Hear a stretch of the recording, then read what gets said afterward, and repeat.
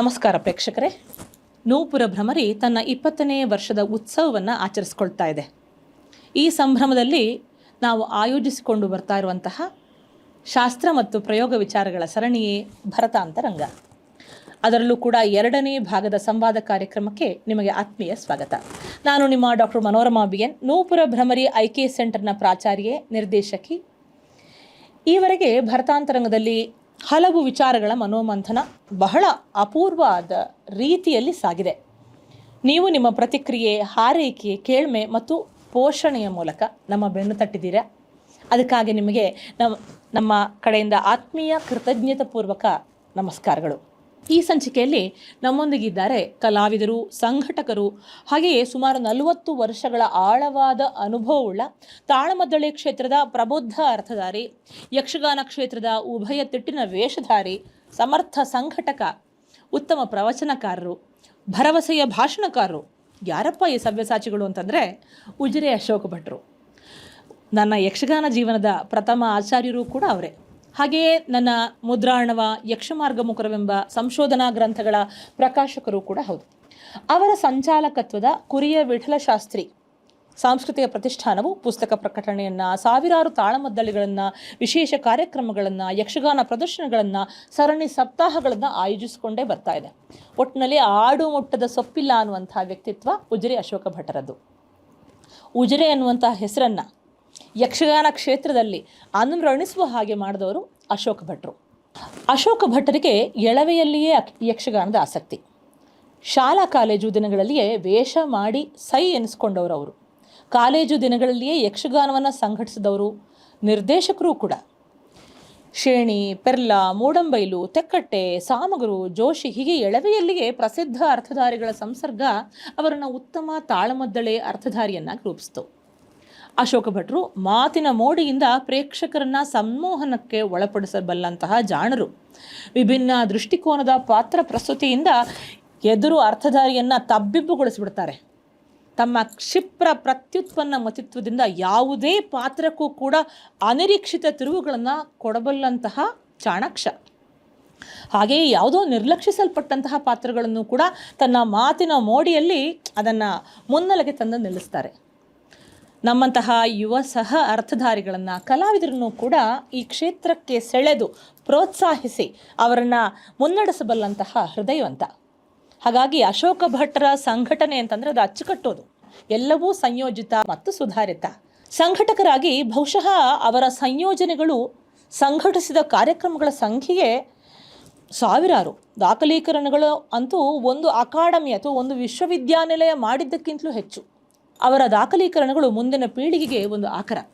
ಈ ಕಾರಣಕ್ಕಾಗಿ ಉಜಿರೆ ಅಶೋಕ ಭಟ್ಟರು ಬಹುಮಾನ್ಯರಾಗ್ತಾರೆ, ಅಭಿನಂದನೀಯರಾಗ್ತಾರೆ. ಅವರ ಮಾತುಗಳನ್ನು ಈ ಹೊತ್ತಿಗೆ ನಾವು ಆಲಿಸೋಣವೇ? ಬನ್ನಿ. ನಮಸ್ಕಾರ ಅಶೋಕ್ ಭಟ್ರಿಗೆ. ನಮಸ್ಕಾರ. ಯಕ್ಷಗಾನದ ಒಂದು ಗುರುತರವಾದಂತಹ ಸ್ಥಾನದಲ್ಲಿ ನೀವಿದ್ದೀರಾ. ಯಕ್ಷಗಾನವನ್ನ ಸ್ಪಷ್ಟವಾಗಿ ಕಂಡಿದ್ದೀರಾ, ಆಡಿದ್ದೀರಾ, ಅದರಲ್ಲಿ ಸಾಕಷ್ಟು ಅನುಭವವನ್ನು ಪಡೆದಿದ್ದೀರಾ. ಯಕ್ಷಗಾನ ಒಂದು ಗಂಡು ಕಲೆ ಅನ್ನುವಂಥ ಮಾತಿದೆ ಅಲ್ಲ, ಇದರ ಒಂದು ವಿಚಾರ ಅರ್ಥವಂತಿಕೆಯನ್ನು ತಾವು ತಿಳಿಸ್ಕೊಡ್ಬೇಕು ಅಂತ ನಾನು ಕೇಳ್ಕೊಳ್ತೇನೆ. ಒಂದು 4.5 ದಶಕಗಳಿಂದ ಇದರಲ್ಲಿ ವಿಷಯ ಕುತೂಹಲಿಯಾಗಿ ನಾನು ಸಾಗಿದ್ದೇನೆ. ಕಲೆಯ ಒಳಗಿದ್ದು, ಕಲೆಯ ನೇಪಥ್ಯದಲ್ಲಿದ್ದು, ಕಲೆಯ ಹೊರಗಿದ್ದು, ಒಟ್ಟು ಅರ್ಥಪೂರ್ಣವಾದ ಪ್ರಶ್ನೆ. ಇದನ್ನು ಅರ್ಥ ಮಾಡಿಕೊಳ್ಬೇಕಾದ್ದು ಬಹಳ ಮುಖ್ಯ. ಇದು ಗಂಡಸರಿಗೆ ಮಾತ್ರ ಸೀಮಿತ ಎಂಬ ಸೀಮಿತ ಅರ್ಥವ್ಯಾಪ್ತಿಯಲ್ಲಿಲ್ಲ. ಇದು ಒಂದು 650-700 ವರ್ಷದ ಇತಿಹಾಸವನ್ನು ಯಕ್ಷಗಾನಕ್ಕೆ ನಾವು ಹೇಳುತ್ತಾ ಬಂದಿದ್ದೇವೆ. ಆದರೆ ನಿಮ್ಮದೇ ಕೃತಿ ಯಕ್ಷ ಮಾರ್ಗ ಮುಕುರ ತಾವೇ ಪ್ರಕಾಶಿಸಿದ್ದು 1200 ವರ್ಷಕ್ಕಿಂತ ಹಿಂದಿನ ಸಂಗತಿಯನ್ನು, ಯಕ್ಷಗಾನದ ಹಿನ್ನೆಲೆಯನ್ನು ತಾವು ಸಂಶೋಧನೆಯಿಂದ ತಿಳಿಸಿದಿರಿ. ಈಗೀಗ ನಾನು ನನ್ನ ಭಾಷಣಗಳಲ್ಲಿ ಡಾಕ್ಟರ್ BN ಮನೋರಮಾ ಅವರ ಸಂಶೋಧನೆ ಮೂಲಕವಾಗಿ ನಾವು 1000 ವರ್ಷಕ್ಕಿಂತ ಹಿಂದೆ ಇದ್ದೇವೆ ಅಂತ ನಾನು ಹೇಳ್ತಾ ಬಂದಿದ್ದೇನೆ. ಅದು ಸಾವು ಇರದ ಕಲೆ. ಇದು ರಾತ್ರಿ ನಡೆಯುವುದರಿಂದ ಒಂದು ಪ್ರದರ್ಶನ ರಂಗಭೂಮಿಯಾದ ಕಾರಣ ಹೆಣ್ಮಕ್ಕಳಿಗೆ ಭದ್ರತೆಯ ದೃಷ್ಟಿಯಿಂದ ಮತ್ತು ಒಟ್ಟು ಆ ರಂಗಭೂಮಿಯಲ್ಲಿರುವಂತಹ ಏನು ವ್ಯವಸ್ಥೆಗಳು ಅದರಲ್ಲಿ ಕಷ್ಟ ಎಂಬ ಅರ್ಥದಲ್ಲಿ ಗಂಡಸರು ಸಾಗುತ್ತಾ ಬಂದರು. ಆಹಾರಿ ಆಗಿರ್ಲಿ, ವಾಚಿಕ ಆಗಿರ್ಲಿ. ಆಹಾರ್ಯ, ವಾಚಿಕ, ವೇಷಭೂಷಣಗಳು, ಕಟ್ಟಿಕೊಳ್ಳುವುದು, ತೊಟ್ಟುಕೊಳ್ಳುವುದು, ರಕ್ಷಣೆಯ ದೃಷ್ಟಿ. ಯಾವಾಗಂದ್ರೆ ಆವಾಗ ಥಿಯೇಟ್ರ್ ಇರಲಿಲ್ಲ, ಬಯಲಾಟ ಅದು. ಹೌದು ಹೌದು ರಾತ್ರಿ. ಹೌದು. ಹಾಗೆ ಎಲ್ಲ ದೃಷ್ಟಿಯಿಂದ ವ್ಯವಸ್ಥೆ ಬೆಳೆಯುತ್ತಾ ಬೆಳೆಯುತ್ತಾ ನಾನೇನು ಕಂಡಿದ್ದೇನೆ ಅಂದರೆ ಅದರಲ್ಲಿರುವಂತಹ ಗಡಸುಗಾರಿಕೆ, ಹೌದು, ಅದರ ಕಾಸ್ಟ್ಯೂಮ್ಸ್, ಏನು ಆಹಾರ್ಯ ಅಂತ ನಾವು ಹೇಳ್ತೇವೆ, ವೇಷಭೂಷಣ ಮತ್ತು ರಂಗ ಚಲನೆಗಳು ಮತ್ತು ಅದರಲ್ಲಿರುವಂತಹ ಪ್ರಖರವಾದಂತಹ ಹಿಮ್ಮೇಳ ವ್ಯವಸ್ಥೆ, ಕುಣಿತಗಳು, ಇದರಿಂದ ನನಗೆ ಕಂಡಿತು ಈಗ ಭರತ ನೃತ್ಯವೋ, ಕಥಕ್ ಅಥವಾ ಇನ್ನು ಏನು ಕೂಚಿಪುಡಿ, ಅದಕ್ಕೆ ಸಮದಂಡಿಯಾದ ನಮ್ಮ ಭಾರತದ ಒಳಗಿರುವ ಕಲೆಗಳನ್ನು ನೋಡುವಾಗ ಆ ಎಲ್ಲ ಕಲೆಗಳಲ್ಲಿ ಇರುವಷ್ಟು ಲಾಲಿತ್ಯ, ದೇಹ ಭಾಷೆ, ಚಲನೆಗಳು ಯಕ್ಷಗಾನದಲ್ಲಿ ಬಹಳ ಪ್ರಖರವಾಗಿದೆ. ಗಡಸುಗಾರಿಕೆ ಇದೆ. ಇದರಿಂದ ಅದನ್ನು ಕಲೆಯ ಜಾತಿಯನ್ನು ಹೇಳುವಾಗ, ವರ್ಗೀಕರಣ ಮಾಡುವಾಗ ಅದು ಗಂಡು ಕಲೆ ಅಂತ ಬಂತ ಇರಬಹುದು. ಉದಾಹರಣೆಗೆ ಕೇರಳದ ಕಥಕಳಿಯಲ್ಲಿ ಹೆಣ್ಮಕ್ಕಳ ಪ್ರವೇಶ ಆಗಲಿಲ್ಲ ನೋಡಿ, ಯಾಕೆಂದರೆ ಅದರಲ್ಲಿರುವಂತಹ ವೇಷಗಾರಿಕೆ ಈ ದೃಷ್ಟಿಯಿಂದ. ಆದರೆ ಸಾಧಾರಣವಾಗಿ 1980ರ ಬಳಿಕ ಅದರಲ್ಲಿ ಹೆಣ್ಮಕ್ಕಳು ಪ್ರವೇಶ ಪಡೆದರು. ಇನ್ನೂ ಪೂರ್ಣ ಪ್ರಮಾಣದ ಒಂದು ಮೇಳವಾಗಿ, ಅದರ ಪೂರ್ಣಕಾಲಿಕ ತಿರುಗಾಟವಾಗಿ ಹೆಣ್ಮಕ್ಕಳ ಮೇಳ ಮಾಡಲಿಕ್ಕಾಗಲಿಲ್ಲ. ಆ ಕಾರಣದಿಂದ ಇದು ಗಂಡು ಕಲೆ ಎನ್ನುವುದರಿಂದ ಗಂಡಸರಿಗೆ ಮಾತ್ರ ಅಂತಂದ್ರೆ ಹೆಣ್ಮಕ್ಕಳು ಪ್ರವೇಶ ಹೇಗೆ ಆದರು? ಪ್ರಸಂಗಗಳಲ್ಲೂ ಹೆಣ್ಮಕ್ಕಳದ್ದು ತುಂಬಾ ವಿಚಾರಗಳು ಬರುತ್ತೆ. ತುಂಬ ವಿಚಾರಗಳು ಬರ್ತದೆ. ಅಥವಾ ಹೆಣ್ಮಕ್ಕಳ ಪ್ರವೇಶವು ಯಕ್ಷಗಾನದ ಕ್ಷೇತ್ರ ವಿಸ್ತರಣೆಯಲ್ಲಿ ಅದನ್ನು ನಾನು ಹಾರ್ದಿಕವಾಗಿ ಸ್ವೀಕರಿಸಬೇಕು ನಾವು. ಅದೇ ರೀತಿ ಇದನ್ನು ಕಲೆಯಲ್ಲಿ ನಾವು ಗಡಸುಗಾರಿಕೆಯಿಂದ ಗಂಡು ಕಲೆ ಅಂತ ತೆಕ್ಕೊಂಡ್ರೆ ಹೆಚ್ಚು ಅರ್ಥಪೂರ್ಣವೋ ಆರೋಗ್ಯಪೂರ್ಣವೋ ಅಂತ ನನಗನ್ನಿಸ್ತದೆ. ಸರಿ, ಈಗ ನೀವು ಭಾರತೀಯ ಕಲೆಗಳ ಬಗ್ಗೆ ಒಂದಷ್ಟು ವಿಚಾರಗಳು ಈ ಸಂಬಂಧವಾಗಿ ಪ್ರಸ್ತಾಪಿತವಾದವು. ಯಕ್ಷಗಾನಕ್ಕೂ ಅದಕ್ಕೂ ಇರುವಂತಹ ಪ್ರಭಾವ ಮತ್ತು ಪ್ರೇರಣೆಗಳ ಬಗ್ಗೆ ಒಂದಷ್ಟು ಹೇಳ್ತೀರಾ? ಯಾವುದೇ ಒಂದು ಕಲೆ ಒಂದು ಕಡೆ ಹುಟ್ಟಿಕೊಳ್ತದೆ. ಒಂದು ನದಿ ಒಂದು ಬೆಟ್ಟದ ಬುಡದಲ್ಲಿ ಹುಟ್ಟುತ್ತದೆ. ಆ ನದಿ ವಿಸ್ತರಿಸ್ತಾ ಹೋಗುವಾಗ ಆ ನದಿಯ ಮೂಲ ಸ್ವರೂಪ, ಹರಿವಿಕೆ, ಅದರ ವೇಗ ಇದನ್ನು ಕಂಡು ಅದಕ್ಕೆ ಸೇರುವ ಉಪನದಿಗಳು ಪ್ರಧಾನ ನದಿಯ ಹೆಸರಿನಲ್ಲಿ ಸಾಗ್ತದೆ. ಹೌದು, ಗಂಗಾ, ಅನೇಕ ನದಿಗಳು ಸೇರಿತು. ನಾನು ಪುರಾಣದ ಉದಾಹರಣೆ ಹೇಳ್ತೇನೆ. ಕರ್ಣನನ್ನು ಕುಂತಿ ಅಶ್ವ ಎಂಬ ನದಿಗೆ ಎಸೆದ್ಲು, ಮೂಲವ್ಯಾಸ. ಅದರ ಪ್ರಚಲಿತವಾಗಿ ಎಲ್ಲರೂ ಹೇಳಿದು ಗಂಗೆಗೆ ಎಸೆದ್ಲು, ಗಂಗೆಯಲ್ಲಿ ತೇಲಿ ಬಂದ. ಅಶ್ವ ನದಿ ಗಂಗೆಯನ್ನು ಸೇರಿತು. ಸೇರಿದ ಮೇಲೆ ಅದು ಅಶ್ವ ಎಂಬ ಹೆಸರು ಕಳ್ಕೊಂಡಿತು, ಗಂಗೆಯಿಂದ ಮುಂದುವರಿಯಿತು. ಇದೇ ರೀತಿ ಎಲ್ಲಿಯೋ ಒಂದು ಕಲೆ ಹುಟ್ಟಿಕೊಳ್ಳುತ್ತದೆ. ಆ ಕಲೆ ವಿಸ್ತರಿಸಿಕೊಳ್ಳುವಾಗ ಪ್ರಾದೇಶಿಕ ವ್ಯಾಪ್ತಿಯನ್ನು ವಿಸ್ತರಿಸ್ತಾ ಕಲೆಯ ಸ್ವರೂಪ, ಸ್ವಭಾವ ಆಗ್ತದೆ. ಅವಾಗ ನೆರೆಯಲ್ಲಿ ಹುಟ್ಟಿಕೊಂಡ ಇನ್ನೊಂದು ಗ್ರಾಮದಲ್ಲಿಯೋ ಇನ್ನೊಂದು ಪ್ರಾಂತದಲ್ಲಿಯೋ ಹುಟ್ಟಿಕೊಂಡ ಕಲೆಯ ಮೇಲೆ ಅದರ ಪ್ರಭಾವ ಬೀರುತ್ತೆ. ಹೌದು, ಸಹಜ. ಅದು ಸಹಜ. ಈಗ ಷಡ್ರಸ, ಒಂದು ಊಟದಲ್ಲಿ, ಖಾದ್ಯದಲ್ಲಿ ಒಂದು ರಸದ ಜೊತೆಗೆ ಮತ್ತೊಂದು ರಸ ಸೇರಿಕೊಳ್ತದೆ. ನವರಸ, ಒಂದು ರಸದಿಂದ ಒಂದು ರಸ ಪ್ರೇರಣೆ ಪಡೆಯುತ್ತದೆ, ಅವಲಂಬನೆ ಮಾಡುತ್ತದೆ, ಪ್ರಚೋದನೆಗೊಳ್ಳುತ್ತದೆ. ಈಗ ಶೃಂಗಾರದಲ್ಲಿಯೂ ಹಾಸ್ಯ ಒಟ್ಟಿಗೆ ಇದೆ ಉಪರಸ. ಅದು ಉಪರಸ. ಈಗ ರಾಗಗಳಲ್ಲಿಯೂ ಮೋಹನ, ಕಲ್ಯಾಣಿ, ಆರೋಹಣ ಅವರೋಹಣದಲ್ಲಿ ಎರಡು ರಾಗಗಳ ಸಮನ್ವಯ ಇದೆ. ಅದೇ ರೀತಿ ಭಾರತೀಯ ರಂಗಭೂಮಿಯ ಕಲೆಗಳಲ್ಲಿ ಒಂದಕ್ಕೊಂದು ಪೂರಕವೂ ಹೌದು, ಒಂದಕ್ಕೊಂದು ಪ್ರಚೋದಿತವೂ ಹೌದು, ಒಂದಕ್ಕೊಂದು ಪ್ರೇರಣೆಯೂ ಹೌದು. ಸಂಗೀತದಲ್ಲೂ ಜನಕಜನ್ಯ ರಾಗಗಳೆಲ್ಲ ಇದೆ ಅಲ್ವಾ? ತಂದೆಯ ಗುಣ ಮಗನಿಗೆ ಬರ್ತದೆ, ಅಜ್ಜನ ಗುಣ ಮೊಮ್ಮಗನಿಗೆ ಬರ್ತದೆ. ಅದು ಚೋದಿತ ಮತ್ತು ಪ್ರಚೋದಿತ. ಹಾಗಾದ್ರೆ ಒಂದು ಕಲೆ ಇನ್ನೊಂದು ಕಲೆಯನ್ನು ಏನಂದ್ರೆ ಕುಗ್ಗಿಸ್ತದೆ ಅಥವಾ ಇನ್ನೊಂದು ಕಲೆಯಿಂದ ಅದು ವೈಭವೀಕರಿಸುವುದಿಲ್ಲ, ಆದರೆ ಪ್ರಭಾವ ಆಗ್ತದೆ.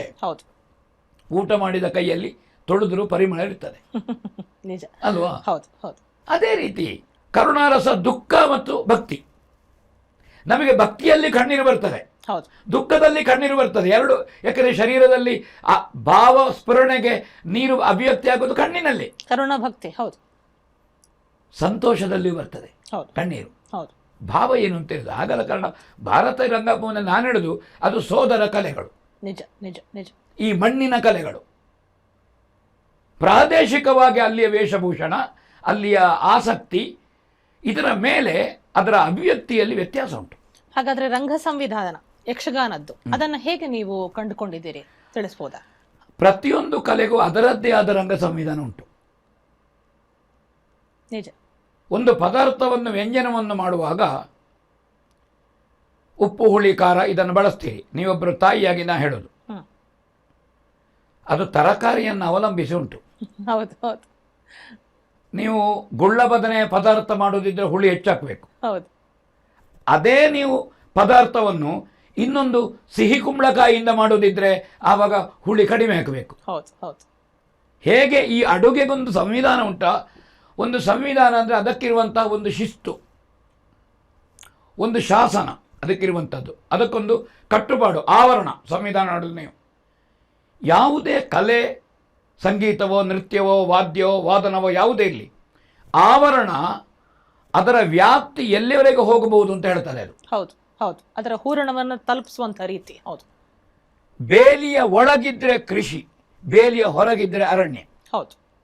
ಅದಕ್ಕಾಗಿ ರಂಗ ಸಂವಿಧಾನದಲ್ಲಿ ಎಲ್ಲ ಕಲೆಗಳಿಗೆ, ಕುಣಿಯುವ ಕಲೆ, ಹಾಡುವ ಕಲೆ, ನುಡಿಸುವ ಕಲೆ, ಅದರಲ್ಲಿ ಯಕ್ಷಗಾನದಲ್ಲಿ ಕುಣಿಲಿಕ್ಕುಂಟು, ಹಾಡಲಿಕ್ಕುಂಟು, ನುಡಿತ ಉಂಟು, ಮಾತುಂಟು.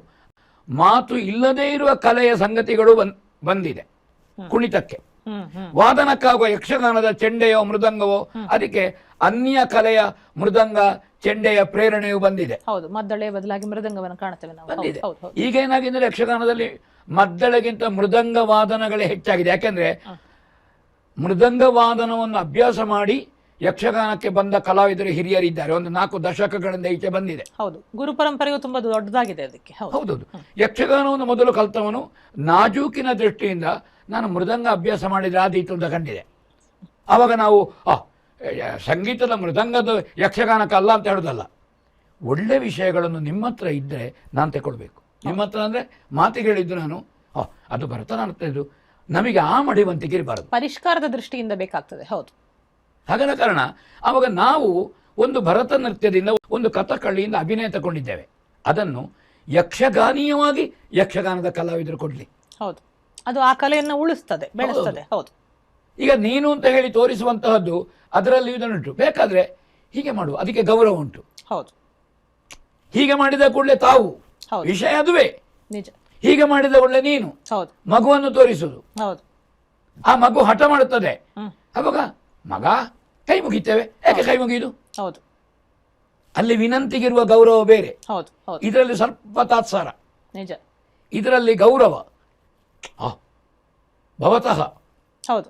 ಇದರಲ್ಲಿ ದೇವರೇ, ಮಗುವಿನಲ್ಲಿ ದೇವರನ್ನು ಕಾಣುದು. ಹೌದು ಹೌದು ಹೌದು ಹೌದು ಹೌದು.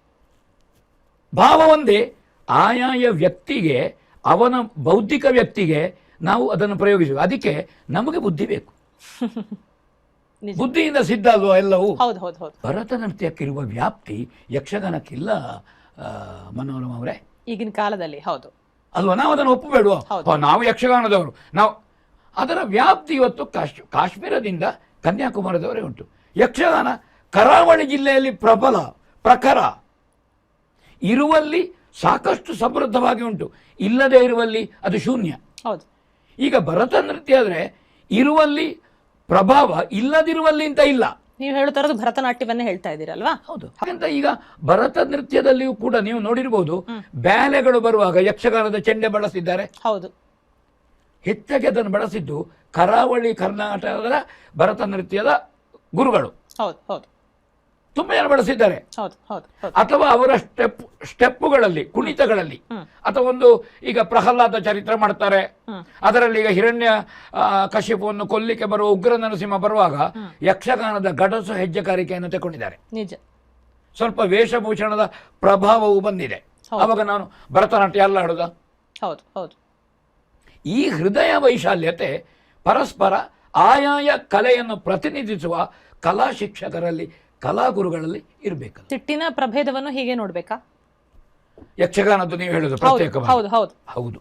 ಯಾಕೆಂದ್ರೆ ನೀವು ಚಂದ್ರಗಿರಿ ಹೊಳೆಯಿಂದ ಕಾಸರಗೋಡಿನ ತೆಂಕುತಿಟ್ಟು, ಅದರಲ್ಲಿ ಗಡಸುಗಾರಿಕೆ ಅದು ವೀರರಸ ಪ್ರಧಾನ, ಅಥವಾ ಶೃಂಗಾರವನ್ನು ತೋರಿಸುವಾಗಲೂ ಆ ವೇಷಭೂಷಣಕ್ಕೆ ಸಂಬಂಧಪಟ್ಟು ಸ್ವಲ್ಪ ಗಡಸುತನ ಇದೆ. ನಾಜೂಕುತನ ಕಡಿಮೆ ಹೇಳುದು ನಾನು, ಗಡಸುತನ ಎನ್ನುವುದರಲ್ಲಿ ನಾನು ಹೇಳುದು. ಹೌದು, ಗೊತ್ತಾಯ್ತು.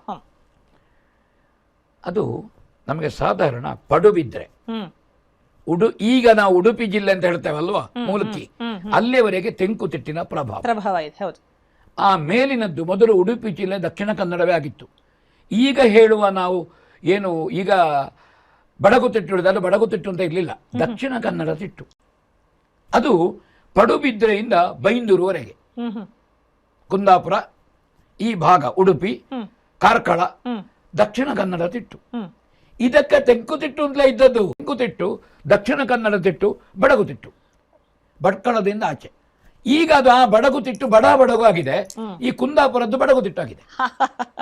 ಕಾಲದ ಓಟದಲ್ಲಿ ಎಷ್ಟು ವ್ಯತ್ಯಾಸ. ಅದು ಯಾಕಾಯ್ತು ಅಂದ್ರೆ, ತೆಂಕುತಿಟ್ಟಿನ ಈ ಕಾಸರಗೋಡಿನ ನಾನು ಏನು ಹೇಳ್ತೇನೆ, ತೆಂಕುತಿಟ್ಟು ಇದು ಕುಂದಾಪುರದಲ್ಲಿ ಇರುವ ಕಲಾವಿದರಲ್ಲಿ ತುಂಬಾ ಪ್ರಭಾವ ಬೀರಿದೆ. ಯಾಕೆ ಪ್ರಭಾವ ಬೀರಿದೆ? ಅದು ಮೂಲ್ಕಿ ಮತ್ತು ಇದರಲ್ಲಿ ಹತ್ರ.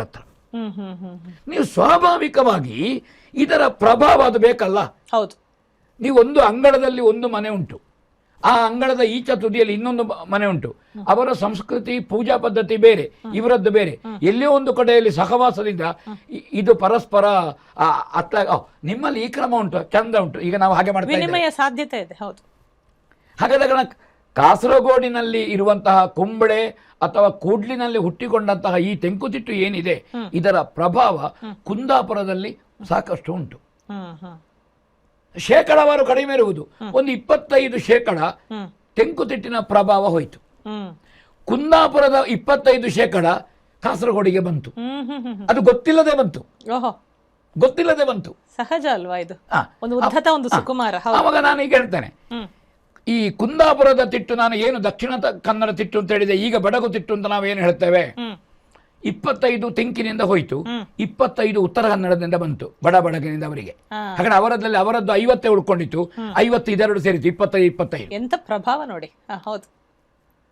ಹಾಗಾದ ಕಾರಣ ಈ ತೆಂಕುತಿಟ್ಟಿನಲ್ಲಿರುವ ಅಭಿನಯ ಸಾಮರ್ಥ್ಯಗಳು ಕಡಿಮೆ ಇದ್ದದ್ದು, ಅಥವಾ ಕೈ ಮುಷ್ಟಿ, ಹೀಗೆ ದೇಹ ಭಾಷೆ, ಇದು ಕುಂದಾಪುರ ತಿಟ್ಟಿನಲ್ಲಿ ಉಂಟು. ತುಂಬಾ ವಿಸ್ತಾರ ಅಭಿನಯ ಇಲ್ಲ.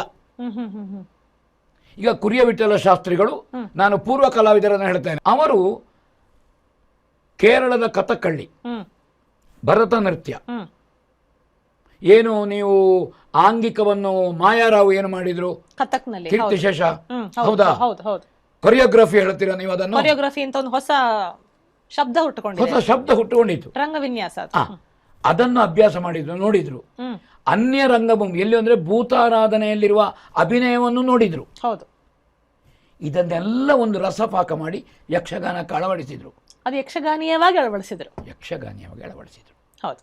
ಇದರಿಂದ ಇವತ್ತು ಯಕ್ಷಗಾನ ಎಲ್ಲಿ ಎಲ್ಲ ವಿಸ್ತರಿಸಿಕೊಂಡಿದೆಯೋ, ತಿಟ್ಟಿನ ಭೇದ ಇಲ್ಲದೆ ವಿಠಲ ಶಾಸ್ತ್ರಿಗಳು ಶಾಶ್ವತ. ಹಾಗಾದ್ರೆ ಪರಂಪರೆ ಅಂದ್ರೆ ಏನು? ಪರಂಪರೆ ಅಂದ್ರೆ ಒಂದು ನದಿ ಹುಟ್ಟಿಕೊಂಡಾಗೆ, ಯಾವನೋ ಒಬ್ಬ ವ್ಯಕ್ತಿಯಿಂದ ಹೇಗೆ ಒಂದು ದೊಡ್ಡ ಪರ್ವತದ ಬುಡದಲ್ಲಿ ನದಿ ಹುಟ್ಟುತ್ತದೆಯೋ, ಹಾಗೆ ಒಬ್ಬ ವ್ಯಕ್ತಿ ಅದನ್ನು ಅಭ್ಯಾಸ ಮಾಡಿ ಅಳವಡಿಸಿದ, ಅದು ಜನಾನುರಾಗಿ ಆಯಿತು, ಅಲ್ಲಿಂದ ಮುಂದುವರಿಯಿತು.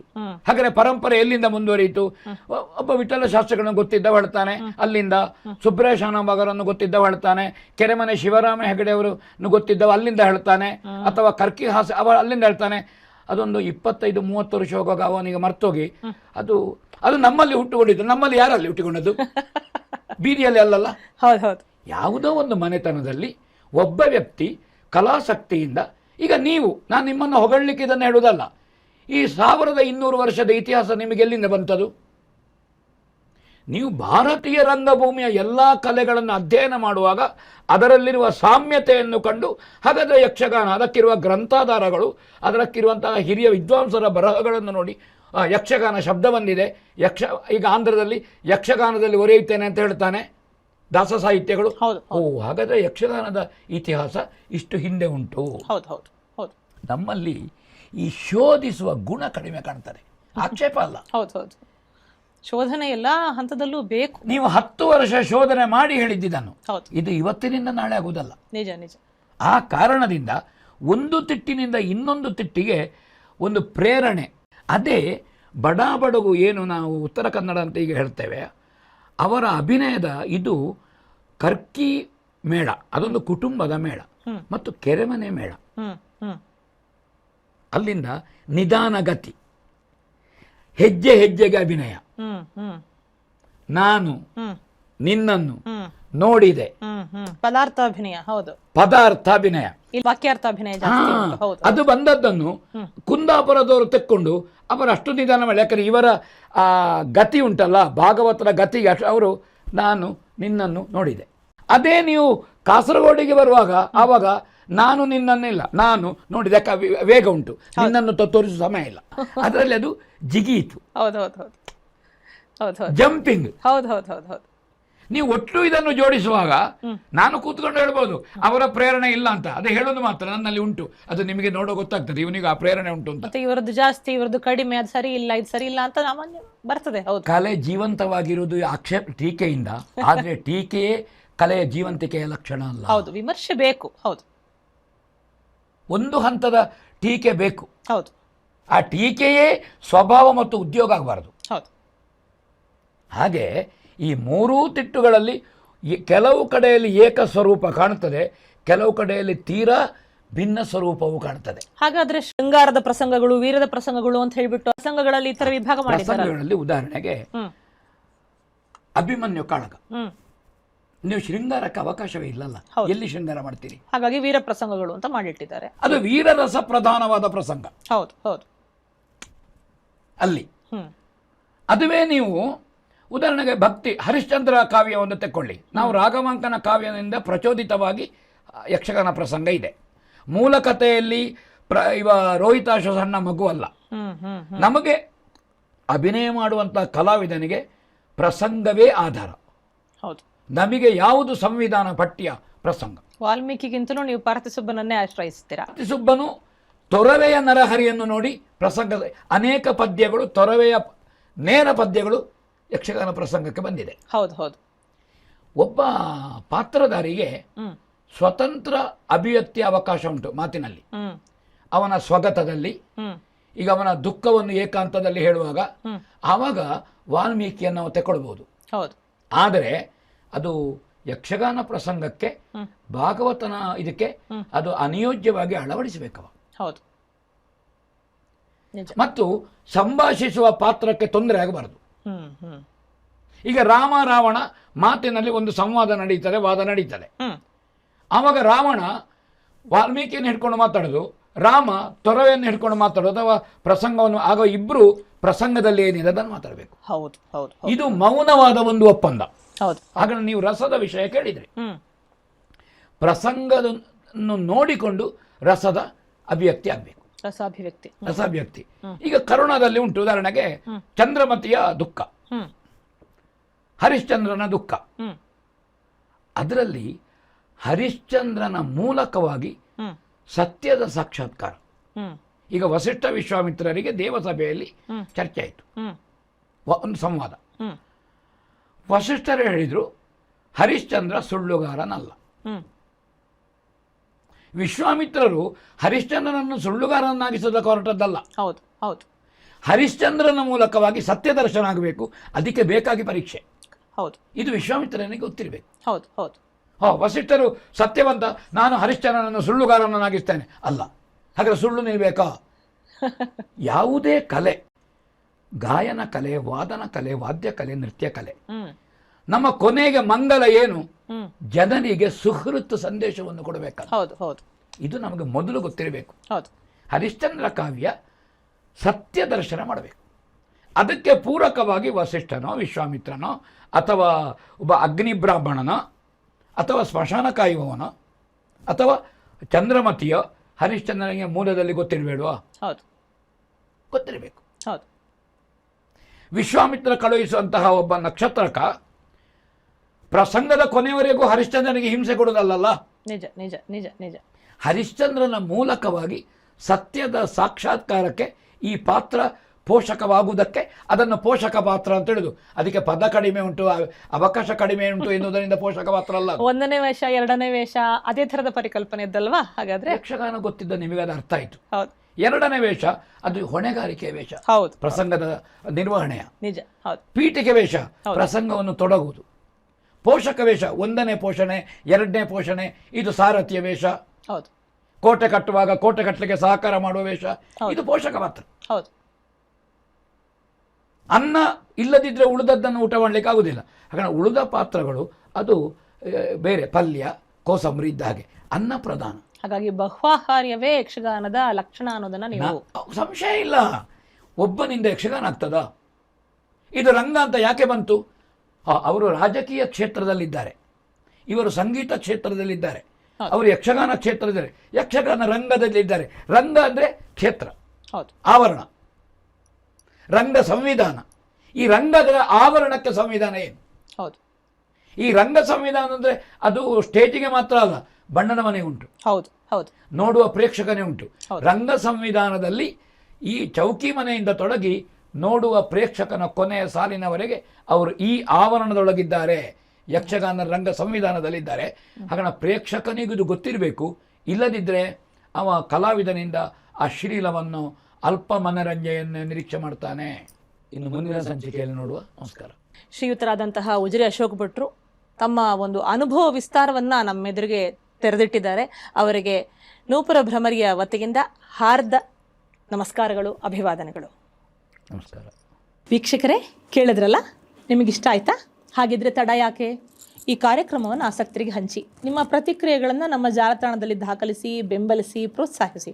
ಅಷ್ಟೇ ಅಲ್ಲ, ನಾಟ್ಯಶಾಸ್ತ್ರದ ಸಹಿತ ಕಲೆಯ ಇನ್ನೂ ಹಲವು ಆಯಾಮಗಳನ್ನು ಗಮನಿಸಿ, ಮಾರ್ಗದರ್ಶಿಸಿ, ವಿಸ್ತಾರವನ್ನು ಚರ್ಚಿಸುವಂತಹ ವಿಷಯ ನಿಷ್ಠವಾದಂತಹ ಕೋರ್ಸುಗಳು ನಮ್ಮಲ್ಲಿವೆ. ಹಾಗೆಯೇ ಅಧ್ಯಯನಬದ್ಧವಾದಂತಹ ಪುಸ್ತಕಗಳು ಇವೆ. ಅವುಗಳನ್ನು ಖರೀದಿಸಿ ಓದಿ. ಹಾಗೆಯೇ ನಿಮ್ಮ ಧನ ಸಹಕಾರದ ಬೆಂಬಲವೂ ಕೂಡ ನಮಗೆ ಬೇಕು. ಇದರಿಂದ ಸಂಸ್ಥೆಗೆ ಹೆಚ್ಚಿನ ಬಲ ಅದರ ಕೆಲಸಕ್ಕೆ ಬಂದೇ ಬರುತ್ತೆ. ಹಾಗಾಗಿ ನಿಮ್ಮ ಧನ ಸಹಕಾರಕ್ಕೆ, ಪ್ರಾಯೋಜಕತ್ವಕ್ಕೆ ನಾನು ಪ್ರಾರ್ಥಿಸ್ತಾ ಇದ್ದೇನೆ. ಹೆಚ್ಚಿನ ವಿವರಗಳಿಗೆ www.nopurabhramari.com ಸಹಿತ ಸಾಮಾಜಿಕ ಜಾಲತಾಣದಲ್ಲಿರುವ ನಮ್ಮ ಗುಂಪು ಪುಟ ಖಾತೆಗಳನ್ನು ಗಮನಿಸಬಹುದು.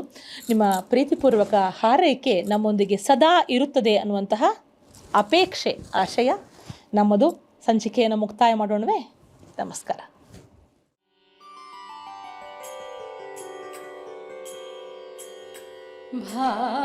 ಭಾವಾನುಭಾವ ವಿಭವ ಪ್ರತಿಭಾತರಂಗಂ